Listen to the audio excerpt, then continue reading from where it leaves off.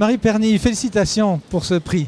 Merci. Vous savez que France Loisirs est le sponsor principal depuis près du début. Vous savez aussi, vous m'avez remercié, que vous étiez dans le catalogue avant que vous ayez été reconnue meilleure romancière du prix du public 2015. Moi, ce qui m'a frappé, c'est qu'on vous connaît un petit peu dans le milieu de, je ne dirais pas du showbiz, parce que c'est dépréciatif. Non, milieu de la scène. Voilà, disons ça. Et puis là, je trouve que vous avez une voix beaucoup plus assurée que tout à l'heure à la radio nationale. Est-ce que ce prix, qui est une nouvelle facette de votre personnalité créative, vous fait quelque chose de plus que le reste? Mais forcément, parce que sur scène, comme vous dites, j'ai jamais été seule, hein, j'ai jamais fait de one-man show, donc j'ai toujours été dans un nous qui prend en charge beaucoup de choses, et puis on construit un propos, on répète 6 semaines, nana. Bon, puis quand on arrive sur scène, on est blindé derrière un costume, ça s'appelle comme ça, quoi. Oui. Tandis que là, vous vous sentez à nu?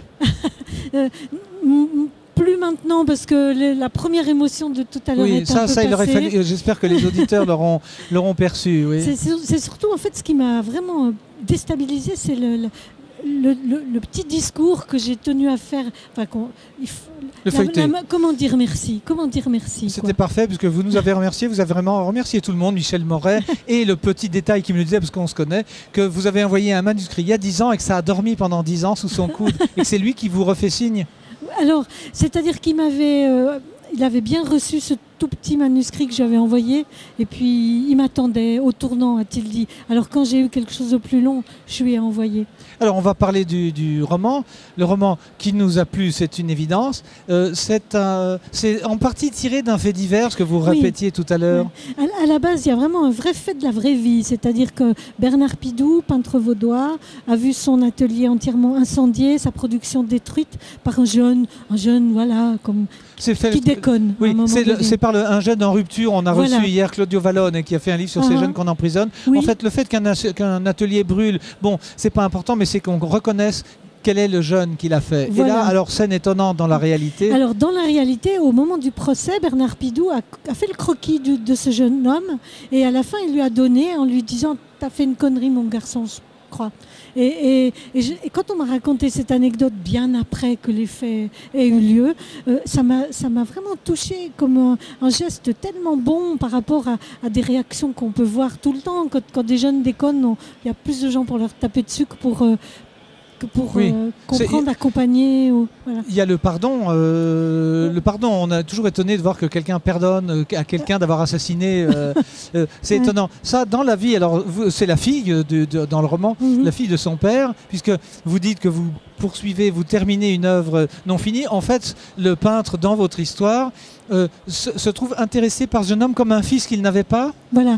Alors c'est ça que j'ai fait qui est différente de la vraie vie, que j'ai pas explorée, enfin je ne me suis pas documentée.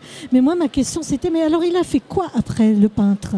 Il a fait quoi de son envie de peindre? Il a fait quoi de sa manière de peindre? C'est là que moi j'ai brodé, amené les questions. Le fait qu'ils vendent les tableaux plutôt, ils donnent pour un franc ou ils les donnent aux voisins, enfin ils défraient la chronique. Ça perturbe tous ces schémas de peintres bourgeois installés, paysagistes, enfin comme on peut en voir dans les familles bourgeoises installées. C'est pas non plus un peintre contemporain qui est dans le concept compliqué. Non, on imagine un peintre local. Voilà, mais quand même un esthète quand même de qualité. Et puis alors, il est confronté à ce jeune homme comme à une question qu'il essaie de comprendre, il essaie de trouver un langage pour parler à quelqu'un qui est étranger à ce qu'il fait. Est-ce qu'il essaie de réinventer ou de s'approprier une thérapie potentielle? Non, alors... on peut sauver tout le monde par la beauté, par l'esthétique, par... Bon, évidemment que... Comment dire, si j'ai un credo personnel que j'ai essayé de glisser, ça serait pas forcément qu'on puisse sauver, mais que la réalité n'a pas qu'un aspect, qu'on peut la réinventer, qu'on peut trouver sa place dedans en cherchant soi un chemin, en essayant de se laver l'imaginaire de toutes ces images atroces, de tous ces stress, de tous ces bon, c'est un peu compliqué à exprimer comme ça. Mais on voit bien que l'homme est âgé. Oui. Et on a l'impression qu'il a envie de faire quelque chose de bien, entre guillemets, de cette fin de vie, au risque d'être incompris par tout le monde. Oui, alors les gens sont un peu étonnés autour de lui, mais surtout, c'est comme si ça lui donnait aussi un regain de quelque chose, parce qu'il était dans une grande nostalgie d'homme veuf. Il a une dernière énergie, on pourrait dire, un dernier rapport à la vie comme ça. Et toute ressemblance avec des personnages vécus et ayant vécu est fortuite, ou bien vous vous inspirez de modèles réels, indépendamment de l'aspect de l'anecdote du peintre? Disons que c'est curieux comment la machine fonctionne au moment où on écrit, parce que c'est bourré de choses que j'ai entendues, tressées avec des choses inventées. Et maintenant, on pourrait prendre page par page, je pourrais vous dire oui, ça, ok, ça je vois, non, ça c'est venu en écrivant. Des fois, la plume aussi, elle trouve son chemin toute seule, et des fois, elle puise dans l'environnement comme dans un encrier aussi. Alors là, j'ai mon exemplaire en main qui est annoté au crayon, je vous montrerai, mais il y a une petite phrase: mon petit père, c'est la dernière fois que je t'ai vu heureux. Oui, oui, ça c'est. Vous avez vécu ça? Non. Alors c'est pas du tout mon papa à moi, rien à voir avec mon papa à moi. Mais l'émotion, oui, peut-être. Alors l'émotion du deuil et l'émotion des dernières fois, oui, évidemment, qui restent présentes même quand les deuils sont lointains. Mais alors pourquoi on parle d'incendie? On parle d'un gars, je ne vais pas soulever la fin, mais ça se termine mal pour le plus jeune, ça se termine mal ou bien pour votre héros, et puis pourtant c'est plein d'espoir et c'est radieux. Oui, alors c'est parce que, enfin comment dire ça, bon, en tout cas je suis contente parce que j'aime pas les choses noireuses. Oui, et puis surtout je commence à en avoir ras-le-bol du cynisme. Et je trouve que c'est pas parce que les choses vont... Comment dire? Quand on est dans un confort,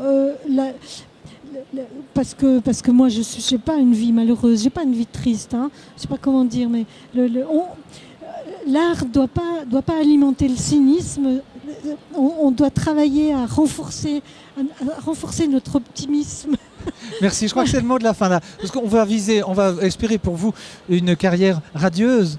Merci. Hein, parce que c'est une autre vie. Merci de l'encourager en tout cas. On fait ce que l'on peut, prix du public, donc, dont nous sommes les parrains, les radieux, roman de Marie Pernier. Et puis on salue l'ami Michel Moret qui avait gardé votre manuscrit de 10 pages ou 20 pages insuffisant. Merci Michel Moret. Merci à Michel Moret. Et puis bienvenue de retour dans ce prix que vos auteurs ont eu il y a quelques années. Merci Marie Pernier. Merci.